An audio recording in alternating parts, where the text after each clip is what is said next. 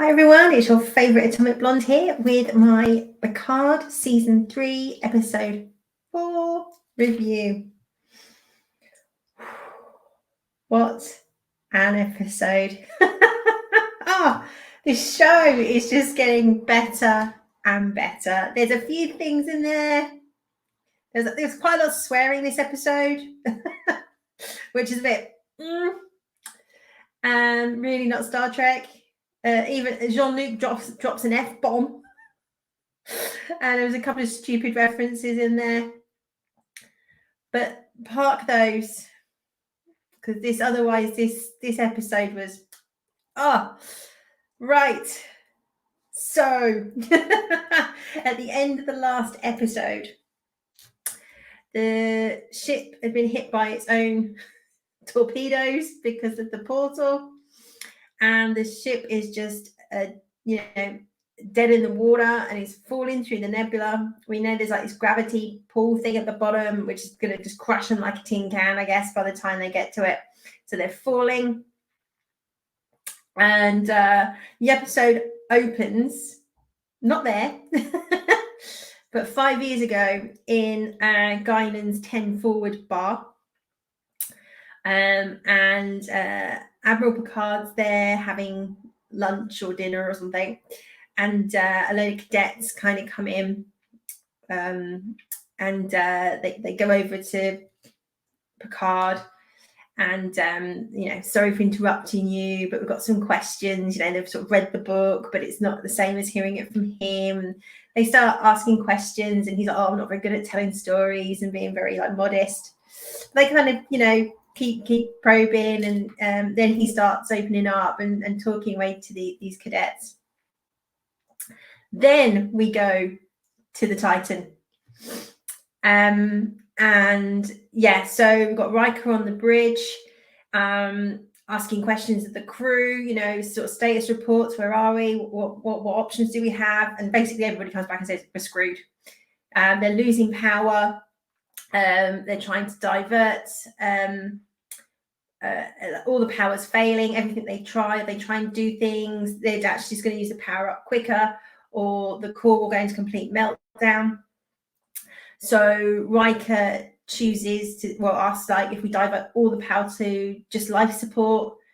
They're like, well, that gives us, potentially 2 hours. It's going to take 4 hours for them to hit the bottom. So at least they'll be dead before they get crushed.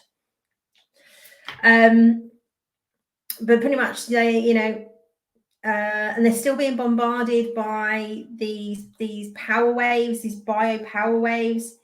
And every time they get hit by one of those, it's taking the power out. So the ensign sort of says to Riker, I recommend we actually lower the shields. If we get hit again with the shields up, it's game over. And obviously there's just as many risks taking the shields down because there's all these asteroids. But Riker says, yeah, take the shields down, reroute the power. And he kind of resigns himself to the fact that this is it. It's game over. He goes to the ready room where Jean-Luc is waiting after being dismissed from the bridge. And straight away, Picard goes, oh, Will, I'm so sorry, blah, blah, blah. Picard, first thing he does, apologise. And they're sort of talking over each other initially. But Will sort of stops him and says, Jean-Luc, no, you were right. We should have gone on the offensive, basically. And he just says, yeah, you were right before. He starts talking about when he lost his son, or basically the funeral, and the coffin being laid in, and he'd been to the outer reaches of the galaxy, and all he could see was this dark void with the the 6 feet, and everything he'd seen, everything he'd witnessed, there was just nothing that suggested to him there was anything more, that there's nothing like an afterlife effectively. And he just says, this is it, Jean-Luc, there's no way out of this. Obviously the episode's called No Win Scenario, and advises him to go find Jack, get to know Jack, and spend what little time he has left to get to know his son. Jonathan Frakes in this episode, not only did he direct it, he pulled a performance. It's just brilliant. He's talking to Jean-Luc, and his voice just cracks that little bit, but kind of then, pulls it together. He's a man carrying a lot of baggage, a lot of grief. And throughout this episode, and in the series, so he has been the standout, and he was superb. I cannot believe the quality of the acting, and he was directing this episode. It is just absolutely spot on. Very moving, amazing scene. We then see Seven. She goes to the quarters of the transporter ensign, who was taken over by the changeling. Obviously, she's looking for evidence in his room, and basically finds his dead body. And judging by how long he's been dead, the changeling's been on the ship before they even rescued Jack and Beverly. So they're like, why was he there? It's got to be something bigger. And how long has he been on the ship? What damage has he done other than sabotaging them, handing over, or trying to stop them from making sure they do hand it. They couldn't escape, so they had to hand over Jack.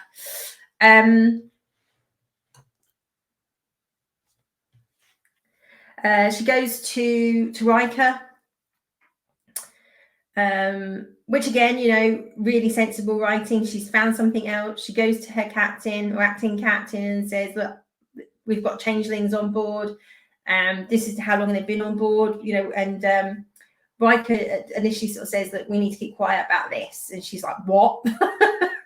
And he says, look, like morale's like, in the toilet, we're basically all going to die. I'm not saying let's not do anything, but let's just keep it on the down low.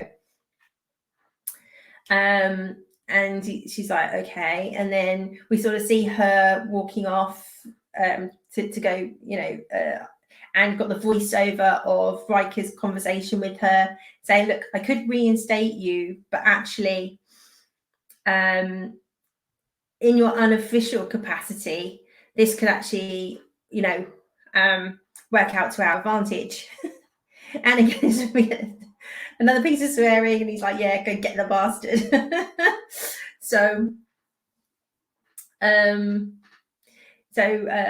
we then go to sick bay, and we hear Beverly like counting down, and when she gets to 0, they kind of get hit with one of these waves, and Jean-Luc appears in sick bay and goes over to Beverly and Jack, and she's sort of like, I can see what's going on. Is it, as bad as it seems, kind of thing? And Jean-Luc's like, yeah. And he basically says, would you mind if I have some time with Jack?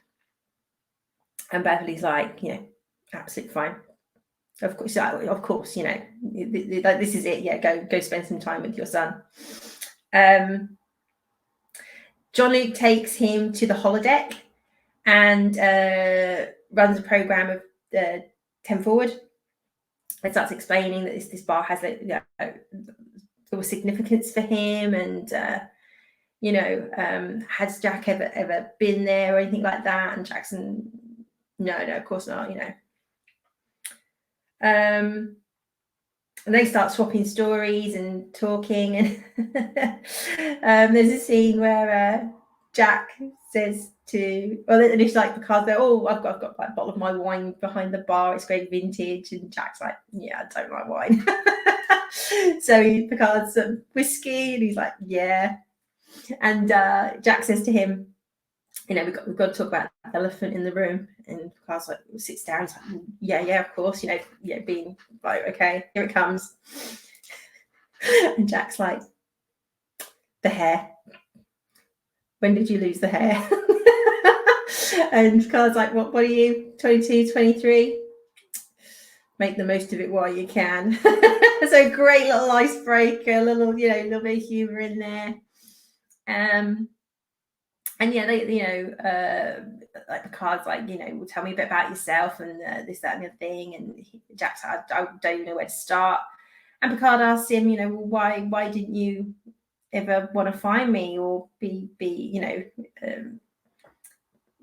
want me to be a part of your life kind of thing. And then Jack very quickly changes the subject and then says, oh, actually there is something I did want to ask you. And they sort of and then they're sort of chatting away, and then another member of the crew kind of comes in and says, oh, sorry, is this like private? And Picard's like, no, come in. And quite a few of the crew come in or sort of sit down. Because what was really good though, because obviously they've got no power, everything's being diverted. So Jack asks a really sensible question that given the state of the ship, how is the holodeck running? Why is the holodeck running? And Picard explains that it's on like a sort of separate power system, and it's designed that way for exactly sort of times like this, that it can be some sort of, you know, sanctuary or refuge in really bad times. And Jack's like, yeah, so you can kind of sit in a, you know, a nice place and die as opposed to anything else. And Picard's like, do you want me to change the program? Jack's like, you know, good a place to die as any. So the crew kind of come in and sit down. Then we cut to Seven. She goes to seashore, and again, it's like the when they kind of have the effectively the doorbell, I guess you'd call it, but to the quarters, it's like the do-do-do, and he's like, don't come in, don't come, and he's like, fine. On the third one, come in. It's Seven, and he's like, oh. So yeah, see your friends are doing a bang up job, you know, of flying my ship, and she loops Shaw in as to what's happening with the changelings, and you know, it goes absolutely like she hates the fact, she sort of says to his face, you know, you're just a dick, and I really hate the fact that I've got to ask you for help, but here we are. So and there's obviously something much bigger going on, given how long this changeling's been on board. And so yeah, begrudgingly asked for his help. We see, and then he then starts being nice to Seven, and sort of says like, you know, oh, I underestimated you, and blah blah blah blah blah, and basically says like, so you know, that's an easy way to spot a changeling. You know? So she says like, oh, you're being nice as opposed to being a dick. Because he's like, yeah, they can replicate you, you know, from sight alone, but they don't necessarily know personal details, people's names, you know, things like that. So, and he goes on to explain, and this is a bit of a stupid reference, but, and to be honest, I wasn't a big fan of Deep Space Nine. I never really got into it, so I don't know if this is in Deep Space Nine. But he goes on to explain that they have to kind of go, these changelings have to go to like a kind of receptacle, vase, pot, he calls it a pot. And he calls it a pot, and then Seven makes a reference, say, I assume you're not talking about cannabis. And I'm not really sure that would be a thing in the 24th, 25th century, you know, with modern drugs and, you know, various things that I'm sure it probably would have been replaced by then. So the fact that she even knows what pot is, unless she knows what pot is because of the time travel thing, but Shaw didn't time travel, so how does Shaw know about? So that was a bit of a stupid reference, I thought. But anyway, so he references this pot and explains that the changelings have to go back to this pot every so long, because otherwise they find it hard to maintain the shape. But I always thought like Odo was fine in DS9. He always seemed to be wandering around in his shape okay. So I don't think it's something they've added on to help them find a way to find the changelings. It might have been in there. Do let me know in the comments if this pot was ever in a DS9. I mean, love to know. Yeah, so basically if you find this pot, when they sort of get in and out of it, they leave some residue behind.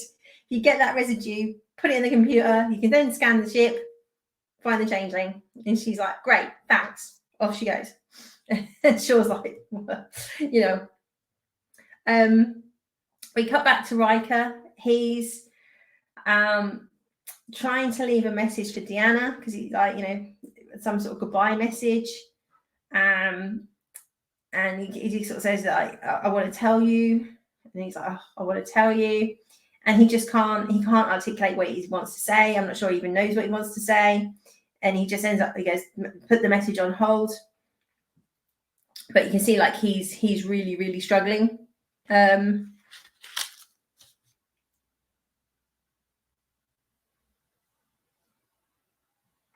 So Seven goes back to the transporter guy's room, starts looking for the pot, and then she finds it behind this panel. She gets the pot, goes off, and goes off with that. We then go to the Shrike. I was calling Shrek's Shrike. Get the name right this week, Andrea. Shrike and Danik. And she gets up and she goes over to this sort of plinth, takes a knife and then cuts her hand off, as you do.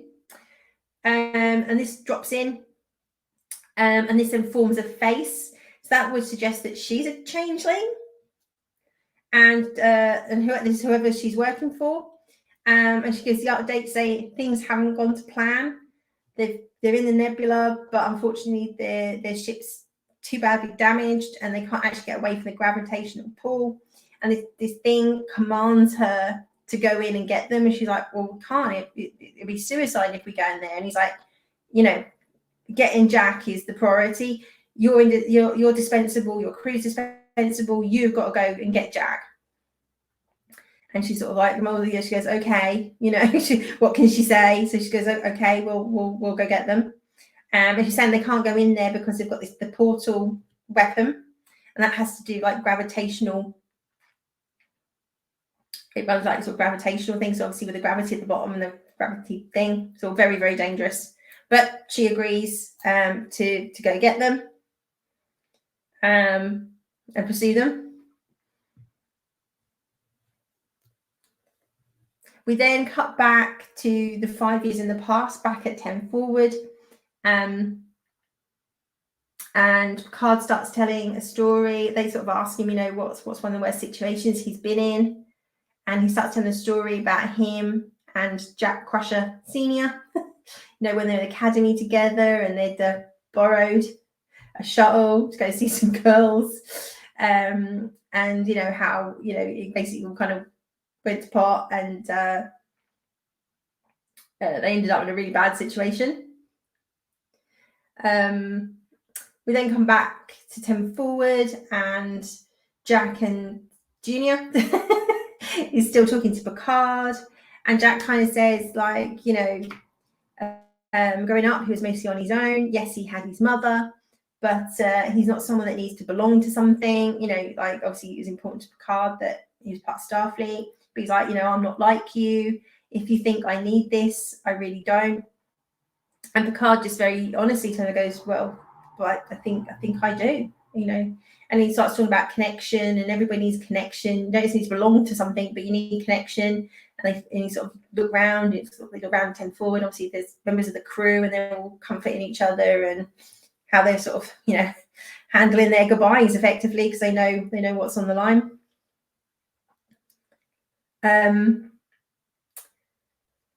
Then we go back to 7. And she's walking along the corridor, and then she asks sort of and sort of says, power up something or other. I need to scan this goo so I can get it loaded into the computer. And she's having this comment, and they're saying, well, we can't, everything's been powered down, there's no power to run this. And she's like, I don't care. And they're like, can't you use your tricorder? She's like, no, I can't use my tricorder, power it up. But then as she's having this conversation, sort of two like ensigns or security walk past, and one sort of looks over his shoulder and overhears this conversation. He shoots the guy he's with, and this is the changeling, realizes that Seven's got the pot, but a phase of fire breaks out. Seven injures it, and it goes back to blubber form and disappears like into the wall of the ship, sort of like through a gap in the ship, and sort of oozes through. Quite gross. It's like the blob. It's like, And then we go back to 10 forward, and Picard's telling his story. And then Shaw decides to join, and he's a bit like, oh, but out of it, I'll be paying meds, and says, does Picard remember the first time he actually met me? And he starts explaining how he was an engineer, what we call Grease Monkey, on the USS Constance, which was part of the fleet that was destroyed by the Borg cube. And he starts talking about Locutus and how obviously Picard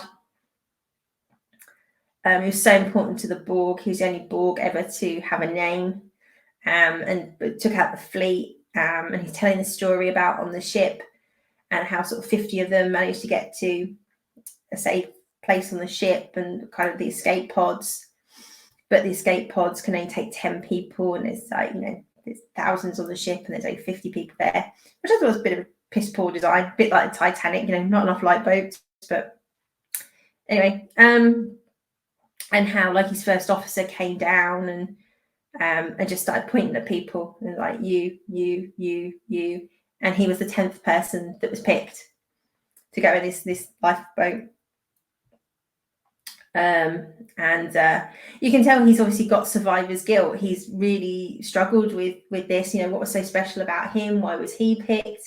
And everybody else died. And obviously, this is why he is how he is, and why he's been a complete arse to Picard.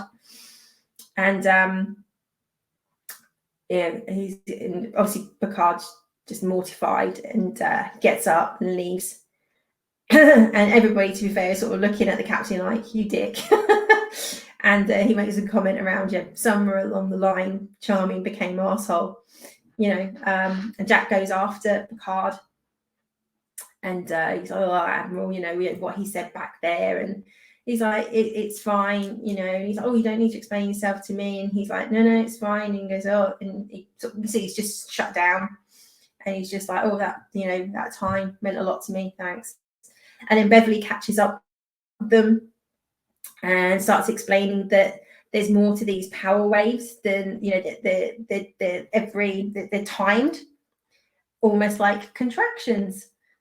And every time one of these things hits the ship, because they're like, look, we've got to get out of here because these things are building and soon it's going to be of a magnitude that's just going to take us out. And they're like, well, we can't, we haven't got any power. Jack brings up that, well, we do. Every time one of those waves hits, all the lights, if we can harness that power somehow, maybe we can get out of here. You can almost sort of hitch a ride and ride the wave and get out of here. They then go to see Riker with this idea, and there's a great debate, about Riker's like, are you out of your tiny minds? This is so dangerous. There's not a chance it could work. And Picard's like, well, we're all going to die anyway, so at least we should die trying. And Riker's like, I can't choose certain death for the crew. That's not an option. We're not doing this. And Beverly speaks up and sort of says to Riker, look, if Deanna was here, she'd say it's all about trust, and trusting that we're good at what we do and we get ourselves out of these situations. You've got to have a bit of faith, and obviously Riker's just lost his faith in everything. And Picard says to him, look, it's the end, then let's face the end together, doing what we do best. So Riker kind of comes around and goes, okay, well, if we're going to do this, then we need blah, blah, blah, blah, blah. And then, means Seven and Picard have to go see Shaw, who's back in his quarters. And they sort of say, we need your help. So even though this ship has been refit, pretty much like the engines and the nuts and bolts are still 20 years old, most of engineering is working on repairs, plus they don't know how this stuff works manually, this old stuff. So they're like, you know, yeah, we need a grease monkey basically to help us like uncouple something, and so we can harness the power of these waves, channel it down into the warp core, and boom, we're out. And Shaw's just like, yeah, whatever, why not? And again, more swearing, like, you know, Picard calls him a dipshit from Chicago, which is based on the conversation in 10 Forward. And yeah, a lot of swearing, name calling. But anyway, Shaw agrees, right, we've got nothing to lose, let's do this. Then Picard gives this amazing speech to the crew. He explains what they're going to do. He says, you know, I can't pretend that this isn't risky as hell, and if anything goes wrong, we're, you know, but he says he's only effective as you are, and we're going to get through this together. So there's been a couple of speeches. So one of the flashbacks with Picard in 10 Forward, he makes a comment. Let me get this right. He says he was only as good as the people around you, or you're only as good as the people around you. So you might be a great captain, but you're a great captain because of the people around you. And if you listen, you know, if you listen to those people, you trust those people. That's what's important. And it's just like both times, it's just such a good dig, like Kurtzman Trek. And this is what I loved about this episode. You've got all these, you know, you've got a ship full of very intelligent people, and it's all about working as a team. It's all about working to your strengths. Like, so what? You're the captain. We need you down in engineering. This is how you can save your crew's life, right, Captain Shaw? It's not about one individual being space Jesus, saving everything, and everybody else crying and going, "Oh my God, you're so amazing! You're an amazing woman." None of that. Working as a team, figuring it out together, bringing all their strengths in. It was TNG 101. It was literally watching an episode of TNG. I was loving this. So they're all doing their thing. They're all figuring it out. This is what we need to do. Here's the risks. Riker says, right, we've got to fly blind, because this goes back to the story. He was telling the Drac Crusher they lose all their senses and all of this. They basically have to get back using thrusters, and it takes 10 hours. So they get completely blind. They have to divert everything. And then between him and basically Riker says, you're the only one that's done this. Take the comm. So Admiral Picard sits in the captain's chair. Riker's next to him. There's number one on that side. He always sat. And then Jack's sitting on the other side saying, okay, you look what's coming up. You give me the coordinates. I'll tell them thruster movements. Wait, it's the same as he did with Jack's father. So they start maneuvering. We cut to Shaw and Seven. Shaw's working on decoupling these safety protocols, these cables, so they can draw in this energy. He gets one done. He's basically got 2 minutes to get the other one done. Seven says, right, I'm going to go off and check this. And then LaForge comes in, and she's like, oh, Captain, I've been sent down. They think you need any help with. And he's looking at her like really suspiciously, going, well, what you know, what kind of help would I need? And she's like, oh, you know, well, my father, Georgie LaForge, greatest engineer ever was, thought, you know, I might be able to help. And he's like, okay, well, you can pass me that torch. So she gets the torch and starts to sort of say, so if only one of these channels is open and not both of them, if only one's open, does that mean we can't go to warp? And he's like, yeah, that's right. And she sort of goes to, looks like reaching for a weapon or something. And next thing you know, Seven's there, gun to the head, turn the dog back up. And she's like, oh, well, what's going on? I've been told to come down. And she's like, you're lying. I told Riker not to send anybody exactly for this, because the changeling's obviously going to come to try and stop them. And she's like, no, it's me. You've got this all wrong, Commander. And Seven just goes, Commander who? And she's like, what? Commander who? And she goes, Hanson. And Seven just shoots this changeling dead. And Shaw looks at her and goes, how did you know? And he's like, the Forge always calls me Commander Seven out of respect. And, obviously dig at Shaw. And he's like, okay.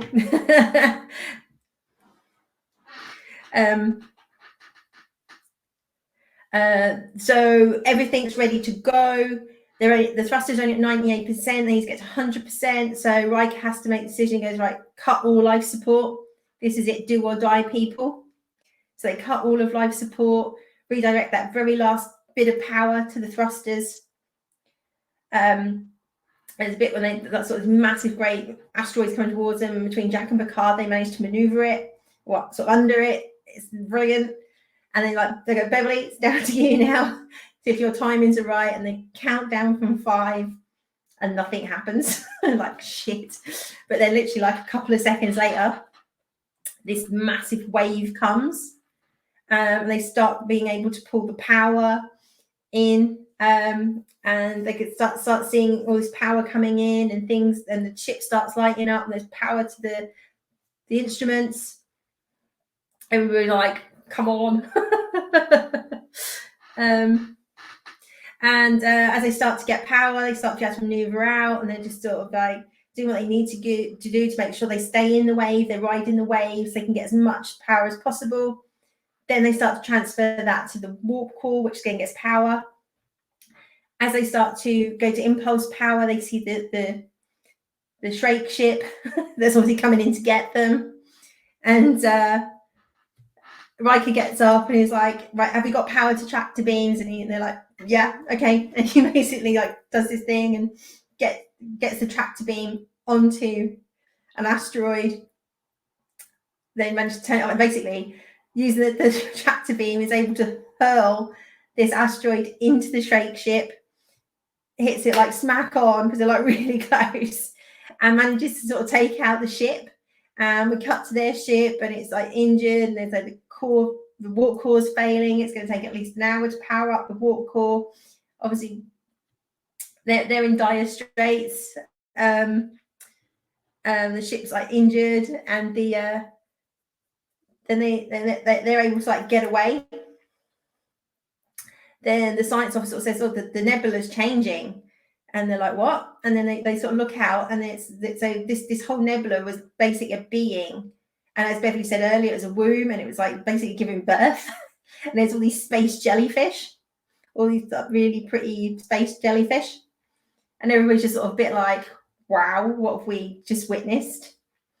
And then Beverly sort of says, comes out with seek out new life. As we had seek out new life in civilizations. And they were like grinning at each other going, wow, we just, experienced something amazing. And Riker's like had the best one-liners anyway. Goes, well, let's boldly get the hell out of here. And they managed to get away. There's like a star date from Picard saying, we've managed to get away from the Shriek. We still don't know what they want about all the changelings and stuff. And Riker does a call with Deanna and sort of says like, this is what's happened. This is what we've seen. He's kind of had a bit of a breakthrough. And he's sort of, I've been reminded that, there's a whole universe out there, and there's beautiful and amazing things that almost like lifted this, he's in such a dark place, and all he can remember is like, all the negative aspects of what they did, and losing people and dying, and, he wasn't able to take risks anymore, or everything he's just so risk averse. He had to save and maintain lives. To the point he's been a bit of a pussy in this episode until, kicked in. And she's just like, I'm just really glad that, you're okay. And he's like, I'm going to make things right. And, he's on a path to hopefully, dealing with his son's death and coming into a much, much better place. Then we cut to Jack. And he's in his quarters, sort of flashing his face. And he starts like getting like images flashing in his head. and hearing his name, and he's sort of banging his head. So, you know, in episode 1, we know he kind of got taken by some people. So it kind of suggests that he's been tortured, and maybe something's been planted in his head. I don't think he's a changeling, because that would have come out when he was in sick bay. But there's definitely something, and maybe this is why the changelings are after him. That something's been planted in his head, whether that's information or he knows something he doesn't know that he knows. But it looks like he went through something quite horrific, and it's sort of now starting to surface. And that was it. An absolutely brilliant episode. I say, apart from a few stupid things, the pot and the swearing, you know, we're really sort of starting. Oh, there was another bit. Sorry. There's a bit where it goes back to 10 forward, and Picard sort of finished telling his stories. And there's a guy at the bar who says to Admiral Picard, you talk about your Starfleet family. What about like real family? What about, something outside of Starfleet? And Picard just sort of says, Starfleet was the only family he ever needed. And you kind of see it like Cards on the Bridge looking at Jack as you're kind of sort of seeing this flashback. So it kind of suggests that, and the guy at the bar is Jack, basically.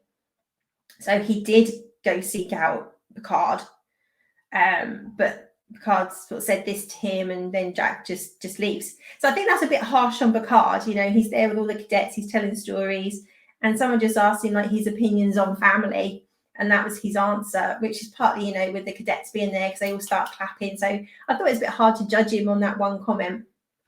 But, the way it's shot, it kind of suggests that that's Picard remembering that Jack was in 10 forward, and it was Jack that asked him that question. So, because earlier on when they're in the bar and Picard's sort of telling the story of Jack, he's sort of like, oh, has Beverly told you this story? And Jack goes, no, but, and I think he was going to tell him that he was in 10 forward, but that's when Shaw comes in and starts being an ass. So yeah, again, very little foreshadowing, just little dropping things in. Because again, at the start, you're like, why are we getting these flashbacks? But it all basically leads to that Jack actually did go find Picard, and he wasn't very happy with what he heard. But the story arc of Riker, and just seeing his character evolve over 4 episodes, and him just shining as a captain, being that inspirational captain, giving those inspirational speeches, and kind of going from sort of shying away from, doing what needs to be done to sort of, getting his balls back and going, actually, sometimes taking risks is the only way to save lives. You can't always play it safe. Was just fantastic. So great direction. This episode was written by Terry Matalis and another person, I can't remember their name, but it really showed. I felt this episode is absolute, literally like sitting there watching an episode of TNG, right down to the cheesy space jellyfish. It was absolutely a TNG ending with like some animal or creature appears of life that we've never seen before in a way we've never seen before, and everybody's all like, oh, it's amazing. But obviously there's still a lot of darkness, so something's happened to Jack. We still don't know what the changeling game plan is, or what is it Jack knows. Obviously they're heading back to Starfleet. We don't know how many more changelings there are, how much they maybe infiltrated Starfleet. So an amazing episode. Oh, this show is just great. As I say every week, now we're going to wait another week for episode 5. Again, say not perfect, but bloody hell, I'm enjoying this show. And this episode was just, pure Star Trek, bar the swearing and a stupid pot reference. Can't have everything. But I can live with it for the story that we are getting, the acting we are getting, and the dialogue we are getting. So yeah, big thumbs up. Episode 4. Cannot wait for episode 5. And I think I'm going to be brave enough to say I am going to be gutted when this season finishes, and even more gutted if Terry Matalis does not get another show. And Paramount, you're absolute morons if you don't give that man the keys to the kingdom. So that's it. That's it for this week's review. I will see you next week for part 5. And don't forget to stop by for some Sunday lunch on Sunday, of course. Have a good weekend. Take care. Bye-bye.